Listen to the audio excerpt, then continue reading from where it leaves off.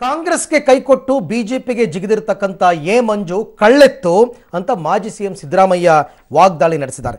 ಚಿಕ್ಕಮಗಳೂರು ಜಿಲ್ಲೆ ಕಡೂರಿನಲ್ಲಿ ಪ್ರಜ್ವಲ್ ರೇವಣ್ಣ ಪರ ಕ್ಯಾಂಪೇನ್ ಮಾಡಿದ ಸಿದ್ದರಾಮಯ್ಯ, ಕಾಂಗ್ರೆಸ್ ಟಿಕೆಟ್ ಕೊಟ್ಟು ಗೆಲ್ಲಿಸಿ ಮಂತ್ರಿ ಮಾಡಿದ್ವಿ, ಬಿಜೆಪಿ ಸೇರೋ 3 ದಿನದ ಹಿಂದೆ ಬಂದು ಭೇಟಿಯಾಗಿದ್ದ ಮಂಜು, ಅಣ್ಣ ನಾನು ಎಲ್ಲೂ ಹೋಗಲ್ಲ ಅಂದಿದ್ದ, ಆದರೆ ಈಗ ಬಿಜೆಪಿಗೆ ಹೋಗಿ ಪಕ್ಷದ್ರೋಹ ಮಾಡಿದ್ದಾನೆ, ಅವನಿಗೆ ಒಂದೂ ವೋಟ್ ಹಾಕಬೇಡಿ ಅಂತ ಸಿದ್ದರಾಮಯ್ಯ ಕಿಡಿಕಾರರು. ಬಿಜೆಪಿ ಅಭ್ಯರ್ಥಿ ಇರಾಕಿ ಹೋದ್ಸರಿ ನಮ್ಮ ಜೊತೆ ಇದ್ದ, ನಾವು ಮಿನಿಸ್ಟ್ರು ಮಾಡಿದ್ದೇವೆ. ನನಗೆ ಗೊತ್ತಿದ್ದೀವ ಕಳ್ಳೆತ್ತು ಅಂತ ಯಾವ ಬಿಜೆಪಿ ಹೋಗೋದು 3 ದಿನ ಅಂತ ನನ್ನ ಜೊತೆ ಮಾತಾಡವ್ರೆ. ಇಲ್ಲ ನಾನು ಇಲ್ಲೇ ಇರ್ತೀನಿ, ಬಿಟ್ಟು ಹೋಗಿ ಮಂತ್ರಿ ಮಾಡಿದ್ದೀರಿ ಅಂತ ಹೇಳವ್ರೆ.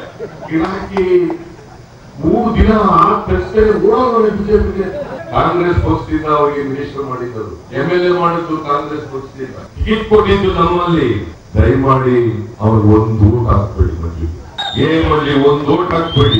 ಹೋದ್ಸಲಿ ಕಾಂಗ್ರೆಸ್ ಅಭ್ಯರ್ಥಿಯಾಗಿದ್ದರೆ ಲೀಡ್ ಬಂದಿತ್ತು, ಈ ಸಾರಿ ಒಂದೇ ಒಂದು ಓಟ್ ಹಾಕ್ಬೇಡಿ, ಪಕ್ಷ ದ್ರೋಹಿ ಓಟ್ ಹಾಕ್ಬೇಡಿ.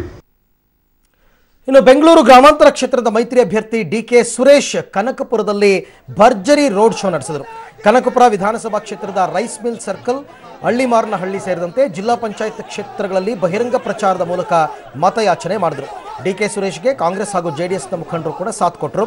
ಈ ವೇಳೆ ಮಾತನಾಡಿದ ಅವರು, IT ಇಲಾಖೆ ಒಬ್ಬರನ್ನ ಟಾರ್ಗೆಟ್ ಮಾಡೋದು ಸರಿಯಲ್ಲ, ದೇಶದ ಜನರು ಈ ಬಗ್ಗೆ ಗಮನಿಸ್ತಾ ಇದ್ದಾರೆ, ಮೇ 23ಕ್ಕೆ ತಕ್ಕ ಪಾಠವನ್ನ ಫಲಿತಾಂಶದ ಮುಖಾಂತರ ನೀಡ್ತಾರೆ ಅಂತ ಹೇಳಿದರು.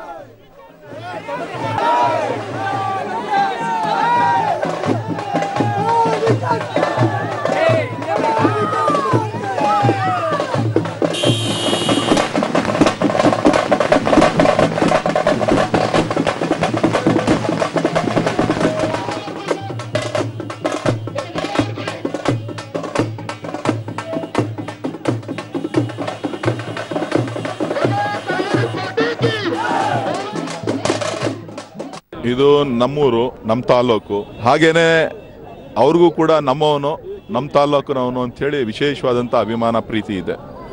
ಹಾಗಾಗಿ ಎಲ್ಲರೂ ಕೂಡ ರೋಡಿಗೆ ಬಂದಿದ್ದಾರೆ. ಇದು ನಾನಲ್ಲ ಅಭ್ಯರ್ಥಿ ಕನಕಪುರ ತಾಲೂಕಿನ ಎಲ್ಲ ಮತದಾರರು ಅಭ್ಯರ್ಥಿಯಾಗಿದ್ದಾರೆ.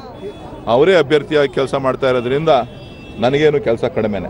ಅವರ ಜವಾಬ್ದಾರಿ ನನ್ನನ್ನು ಉಳಿಸ್ಕೊಳ್ತಕ್ಕಂಥದ್ದು, ಬೆಳೆಸ್ತಕ್ಕಂಥದ್ದು, ಗೌರವಿಸ್ತಕ್ಕಂಥದ್ದು, ಏನೇ ಮಾಡಬೇಕು ಅಂತ ಅಂದ್ರು ನಾನು ಅವ್ರಿಗೋಸ್ಕರ, ಅವ್ರು ನನಗೋಸ್ಕರ.